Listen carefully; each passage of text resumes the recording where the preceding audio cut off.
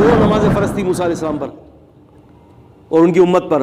موسیٰ نے کہا تھا کہ یہ بھی نہیں پڑھ سکتی, آپ جو 5 فرض نمازیں کروا کے ہیں اللہ تعالیٰ سے کہیں کم کرے, میری قوم نے تو 2 بھی نہیں پوری کی. تو آپ نے فرمایا مجھے اب اللہ تعالیٰ سے حیا آتی ہے, اب میں نہیں جاؤں گا. تو ممکن ہے ادائیگی کے اندر بھی کوئی نہ کوئی طریقہ ہو, کیا ہو واللہ تعالیٰ عالم, ہمیں نہیں بتایا گیا اس کے بارے میں. دیکھیں بات یہ ہوتی ہے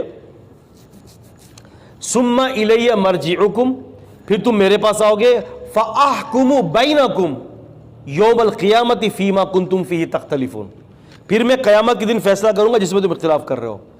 اختلاف کس چیز میں کر رہے ہیں؟ کہ جس چیز کو اللہ نے اتار دیا. پھر اللہ فیصلہ یہ نہیں کرے گا کہ تم ٹھیک ہو کہ یہ غلط ہے, فیصلہ جنت اور جہنم کا ہوگا. کیوں کہ حق اور باطل کا جو پرکھنے کی جو چیز ہے وہ تو اللہ نے اتار دی ہے.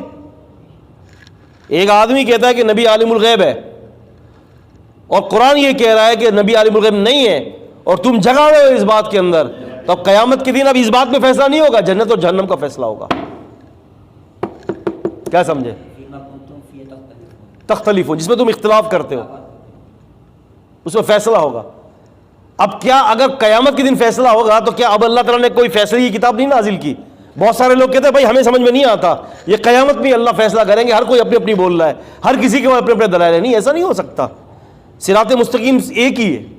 اگر غیر اللہ کو پکارنے والا بھی حق پر ہے اور اللہ کو پکارنے والا بھی حق پر ہے تو یہ تو حق اور باطل گڑبڑ ہو گئی. یا اہل کتاب لا تلبسوا الحق بالباطل وانتم تکتمون الحق وانتم تعلمون, اے اہل کتاب حق اور باطل کو گڑبڑ مت کرو, تم جانتے ہو حق کیا ہے.